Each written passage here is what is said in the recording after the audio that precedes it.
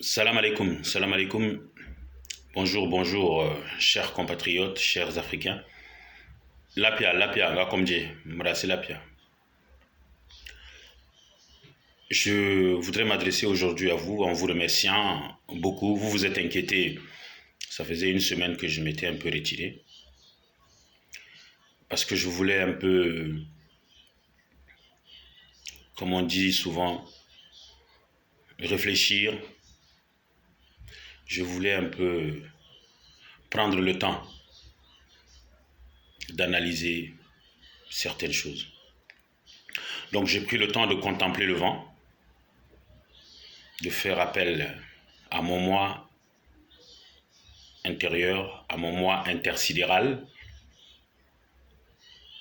J'ai fait appel à la méditation pour parler au grand architecte,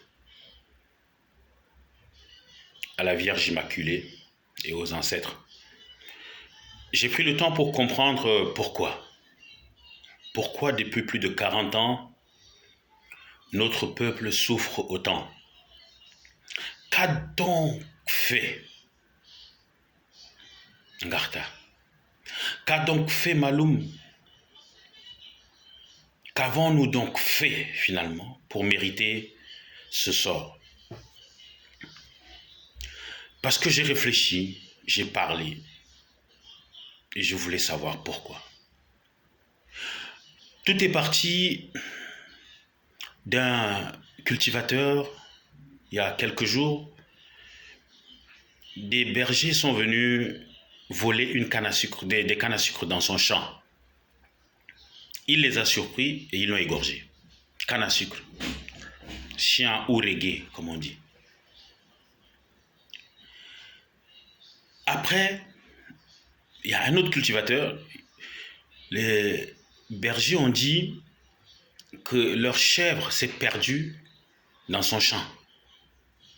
Il a aussi été tué. Ça n'a ému personne. On tue des gens pour une chèvre égarée. On tue des gens pour des cannes à sucre qu'on est venu voler. Ça n'a ému personne. J'ai été vraiment très touché. La vie humaine ne vaut plus rien chez nous. Personne n'en a parlé. Pourtant, nous avons relayé auprès de la communauté internationale, auprès des ONG, personne n'a parlé. Que ce soit ici en France, en Europe, personne n'a parlé. On a tué quelqu'un, un être humain, on l'a égorgé parce que des gens sont venus voler dans son champ. On a tué un autre être humain parce que des chèvres sont allées manger dans son champ et une chèvre s'est égarée. Personne ne dit rien, l'État ne dit rien. Pourtant, on a vu à Abéché, quand il y a eu encore cette honte, des hélicoptères avec le ministre de la Justice, le ministre de la Défense se sont déplacés. Mais chez nous, rien. C'est l'occasion aussi pour moi de dire à tous les jeunes du Sud, nous nous sommes concertés avec beaucoup d'aînés à travers le monde. Prenez votre bâton de pèlerin. Si aujourd'hui, des parents veulent vendre leur terrain, leur champ, contactez-moi. Si vous avez tous les papiers, tout ce qu'il faut. Avant de vendre aux autres, contactez-moi. Nous avons essayé aujourd'hui de parler avec beaucoup de grands frères et nous aimerions les racheter. Soit acheter si c'est pas encore, sinon voir comment les racheter, nos terres. Parce qu'à l'allure où les choses s'en vont, nous risquons de nous retrouver sans terre chez nous. Déjà que nous sommes pratiquement des étrangers chez nous. Donc, c'est ce que je tenais aussi à vous dire. Donc, cette injustice continue. Hier encore, les transformateurs ont marché avec Wakitama et nous avons vu le résultat que cela a donné. Toujours la brutalité, toujours l'humiliation, toujours. Nous ne savons pas où nous allons. Nous sommes des citoyens de seconde zone chez nous, comme beaucoup d'intellectuels le disent. Mais je tenais à vous dire, gardez espoir. N'ayez pas peur. N'ayez pas peur. Entrez dans l'espérance. Nous avons décidé aujourd'hui avec beaucoup de gens, beaucoup d'amis, qui voient ce qui est en train de se passer, de ne pas baisser les bras. nous travaillons. Nous travaillons même si c'est en silence. Nous travaillons. Pour que demain, nous puissions jouir de nos efforts communs.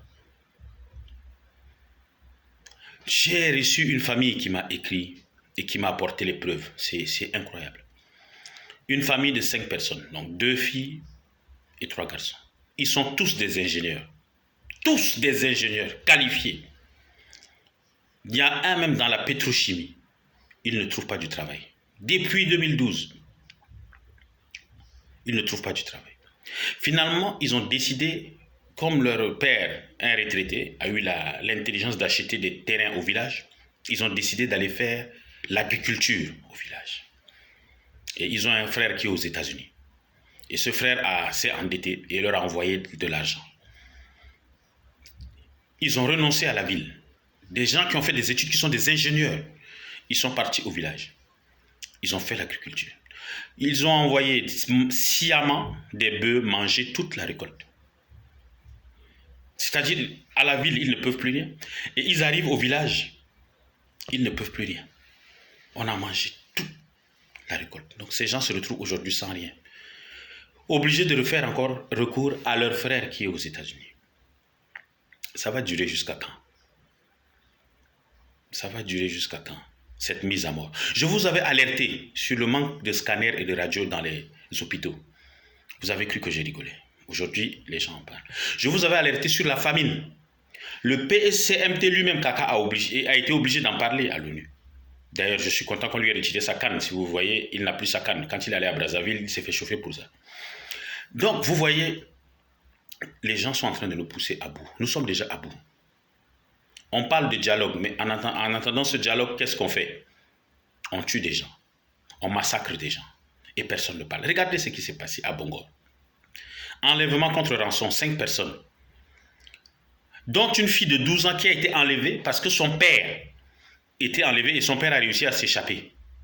Donc cette fille, on l'a enlevée à la place. Donc on dit à son père, tu viens à la place de ta fille, mais tu vas payer double. Et chaque jour que tu ne viens pas, ça se fera 20 000 francs en plus. Des gens connus qui sont de l'armée. Comment vous pouvez comprendre ça? On arrête un civil qui est habillé dans la tenue militaire de l'armée, qui a ouvert lui-même un contrôle, un endroit de contrôle, et il contrôle les gens. Parce qu'il a des appuis, on le libère après. Vous voyez. Les injustices sont tellement criardes, flagrantes, surtout contre mon peuple. Aujourd'hui au Sud, nous n'avons plus droit de citer. Nous n'existons pas. Les fériques, je vais demander à tous les jeunes qui êtes, ça part de Bongor jusqu'à Gorée partout, recensez les fériques avec les chefs de ces fériques et leur position et donnez-nous. Parce qu'ils s'appellent entre eux. Quand ils ont tué ce monsieur dans son champ de canne à sucre, ils se sont appelés, donc ils se font des signes et des renforts viennent. Nous allons aujourd'hui constituer l'autodéfense de nos frères. Nous n'allons plus regarder nos frères mourir. Nous n'allons plus les regarder mourir. Avec la complicité des généraux. Ça ne sera plus possible. Ça ne sera plus possible. Comment on peut tuer quelqu'un pour du canne à sucre? Dans son propre champ, canne à sucre, reggae, c'est 50 francs CFA. Une chèvre égarée. Mais si cette chèvre était morte, ça veut dire que c'est tout le village qui allait être assassiné. Et personne ne parle. Personne ne dit mot. Regardez. Des gens vont étudier, ils ont des diplômes. On préfère prendre des cancres. On préfère mettre 23 milliards dans des pavés que de guérir des gens. Aujourd'hui, ça fait des gens sont couchés à l'hôpital. Ils ne peuvent pas faire de scanners, ils ne peuvent pas faire de radios. Regardez, des docteurs eux-mêmes, des médecins ont mis aux urgences. Les gens sont obligés de s'aligner dans des couloirs. Il y en a qui vont mourir. On préfère dire qu'on va doubler l'effectif de l'armée. Avec quel argent? Avec quel argent? Comment des gens peuvent ainsi vivre le beurre avec leur famille et laisser mourir 20 millions de Tchadiens? Et personne ne parle. Le vol est devenu la norme. L'assassinat est devenu la norme. Mais nous allons parler et nous allons défendre notre peuple. Je vous reviendrai bientôt. Que Dieu vous bénisse. Assalamu alaikum. Nga komje. Oyo yanga.